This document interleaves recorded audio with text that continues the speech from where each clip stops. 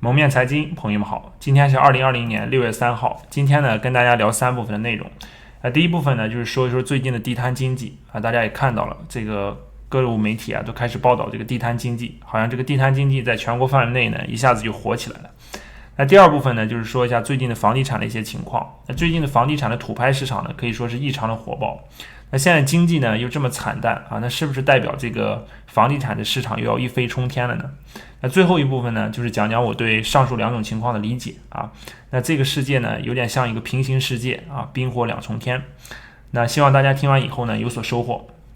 首先呢，我们来说第一部分啊，就是关于地摊经济。大家先看这张图啊，那这张图呢是李克强总理啊6月1日在山东烟台市考察。他当时说到，就地摊经济、小店经济是就业岗位的重要来源，是人间的烟火，和高大上一样，是中国的生机。那好像突然之间呢，整个这个媒体和舆论导向啊，就开始这个强调地摊经济的活力啊，以及它的重要性。那鼓励大家开始这个摆地摊赚钱。那现在很多城市呢都放开了地摊经济啊，包括成都啊、郑州啊、南京啊这些城市都陆续放开。那我不知道大家还记不记得前阵子啊，就是在疫情结束之后啊，各地这个呼吁降房租的浪潮。那3月份复工以后呢，各地呢都要求降房租啊，这个浪潮可以说是一浪高过一浪。那有很多的各地啊传出来的照片都是可以看到在呼吁降房租啊，小商贩的日子非常难过，客流量非常差啊，生意惨淡。那大家知道，对于房东呢，租户是弱势群体啊。那有些房东呢，他宁可商铺空着啊，空个几个月，哪怕大半年呢，他都不愿意降价。那这个呢，基本上就把这些底层的个体工商户啊、小商小贩的这个活路就给断了。那大家还记得刚刚过去的两会上，这个李克强总理答记者问的时候，关于就业啊，他说了这么一段话。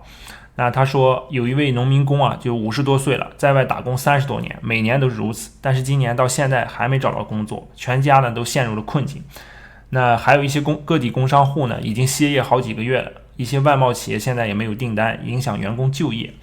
啊。然后还说了，中国有9亿劳动力，没有就业就是9亿张吃饭的口，有了就业就是9亿双可以创造巨大财富的手啊。都是这些话呢，都是关于就业的啊，都是在说就业。那不管官媒呢怎么在强调这个经济的稳中向好啊，但是现实的就业问题呢，确实就是非常严峻啊，就摆在那里，躲不掉，你也逃不了。那总理在在答记者会上呢，相当于也是在舆论上做了一个铺垫啊，告诉大家当前的这个民生非常的艰难啊，民生非常的疾苦。那两会一结束以后呢，地摊经济呢就开始火了。所以我不知道大家还记不记得以前的这个政策方向，就是在以前的时候啊，其实一直都是主基调都是驱赶低端人口、拆违建啊，尤其是这个沿街的那些商铺啊，你看在上海啊、在北京啊，都拆了很多的这个沿街商铺，说是这个违规的。那还有搞这个市容市貌的建设，包括搞环保。那这些年呢，可以说小摊小贩的这个命运啊，不是一般的惨，天天呢被这个各地强大的城管力量追着满大街跑。一旦被逮到以后非常惨啊，罚你个大几千啊，要么把车给你扣了。就这种视频我们也看过很多，可以说是小摊小贩的日子就是很难过。那不知道大家有没有听过郭德纲呢有关于大善人的这个相声啊，说的挺形象。他说有一个大富豪特别心善，那看不得街上有要饭的人，所以呢就当他家附近有要饭的全部就给赶走啊，这样呢就没有一个穷人了。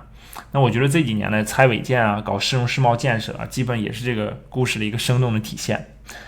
那大家知道，这个很多城市其实都有这个很有名的小吃一条街啊，或者夜市之类的啊，比如说北京的那个簋街啊，重庆的酒街，成都的九眼桥这些。那这几年呢，因为环保啊、市容市貌啊，包括拆违建这些政策，基本上都绝迹了。那其实说起夜市这一块，我觉得做的最好的还是台湾啊，这好吃的东西特别多。我前几年也去过台湾啊，感受非常好。那整个做的也比较规范，也没觉得影响什么市容市貌的。晚上他们弄完了以后就收拾的还是比较干净的。那中国各个城市，我觉得要搞这个地摊经济呢，确实可以向这个台湾学习它的夜市。那好，我们回到这个地摊经济啊，就是这个地摊经济呢，会给中国经济呢带来哪些影响？首先呢，我觉得这个政策值得肯定啊，也是个重民生、得民心的好政策啊。因为整个现在就业的环境这么恶劣啊，整个失业的非常多，那整个经济比较惨淡。那如果把地摊经济放开呢，至少这些小摊小贩呢能有一个活路。那这些年大家都知道啊，就中国这个房地产啊，就是对实业的挤压非常严重啊。中国的实力阶层的人数确实太多了，那可以说干活的现在就快养不活这些不干活的人了。那有太多的人呢，躺在房上吃房租的，或者躺在这个理财产品上吃利息的人特别多。那在某种程度上讲呢，就是说你靠劳动报酬呢打工啊，就哼哧费了老大的劲儿啊。就算哪怕你是100万年薪，就是打工里的佼佼者，但是跟那些躺在房子上啊，或者躺在这个理财产品上的人呢，确实根本没法比啊。你比如说你有1000万，对吧？有1000万的理财产品，那在一线城市很多这个有一些富人家庭啊，或者好一点的家庭，有1000万的这个理财产品的还是蛮多的啊。那利息收入60-70万。而且他还不用交税啊！你要打工的话，你累死累活100万，税后也就是60-70万这些钱。再加上我上期也讲过，就是这个央行的货币政策啊，天然它就对这个资产持有者更有利，它对劳动者不利，所以这个劳动者和资产持有者的差距呢就越来越大。那这次呢，通过这个地摊经济呢，虽然损害了一些商铺啊、房东的一部分利益，但是暂时呢确实保住了底层的很多人的饭碗和生计。那我觉得这个确实是善莫大焉的一件事儿。那我还想再强调一下，就是刚才说的啊，就是现在真的是干活的人啊，快养不活这些就是吃房租和利息的人了。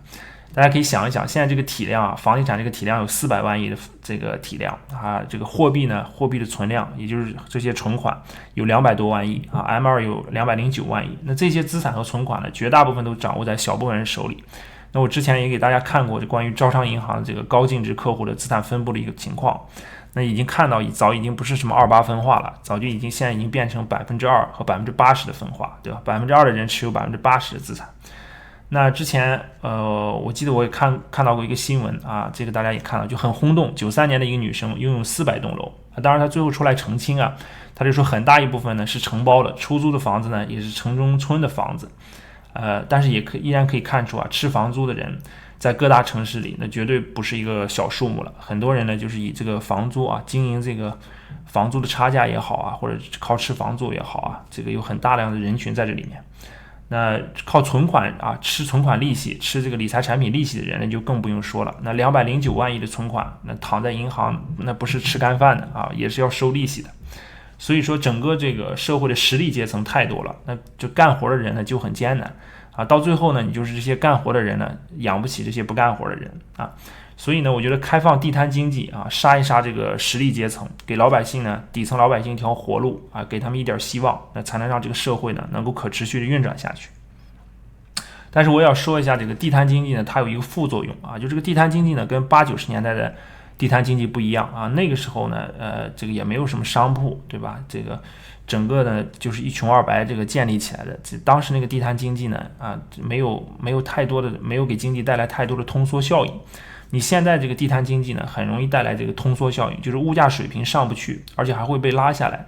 啊。包括这个商铺的销售价格啊，租金水平价格可能都要降。那这个都会带来强烈的这种通缩效应啊。通缩的效应大家应该就是知道啊，或者我前几期节目我也讲过多次关于这个通缩效应。就这个对偿还债务呢是非常不利的，对政府税收呢更不利。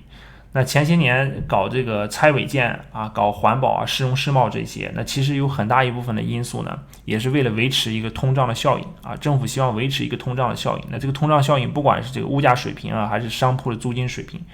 那通过这个去掉这个低端的这个一些违建的商铺的一些产能，然后来维持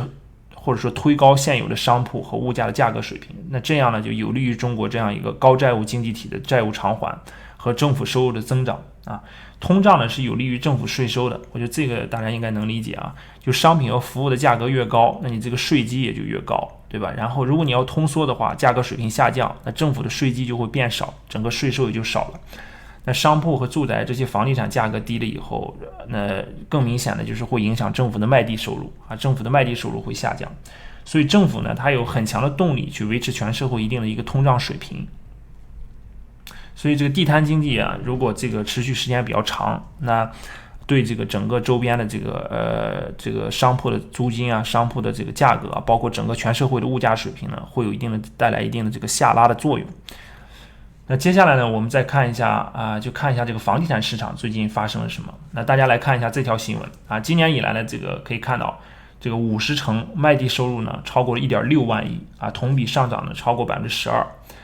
然后有27个城市的卖地收入呢超过200亿元，49个城市呢超过100亿元，都是刷新了历史的记录。那土地市场成交额超过1000亿元的城市呢有3个，分别是北京、杭州和上海。大家别忘了，这个就是2月份整月包括3月3月的上旬由于疫情的原因，土拍市场几乎是冰冻的。那今年到现在呢，50城的卖地收入同比还能上涨12%，还能上涨双位数的一个幅度。那可见呢，最近几个月，尤其是从4月、5月这几个月的土拍市场有多火爆因为它只有4月、5月的数据拉得非常高然后这个平均数才能上去。那开发商的拿地呢，应该是非常积极的。我们看一下这些地呢究竟被谁给买走了。那我们看一下今年以来最猛的排名第1的北京土拍市场看一下它。那从土地出让金的贡献来看，大家可以看到央企和国企买走了702亿的北京的商品住宅用地，占比是 62.7%。那另外呢，还有就是央企和国企呢参与的这种联合体因为现在地价都比较高，整个一块地呢可能都是动辄上百亿，所以有的时候他们都是通过联合体的方式联合起来一起去拿一块地。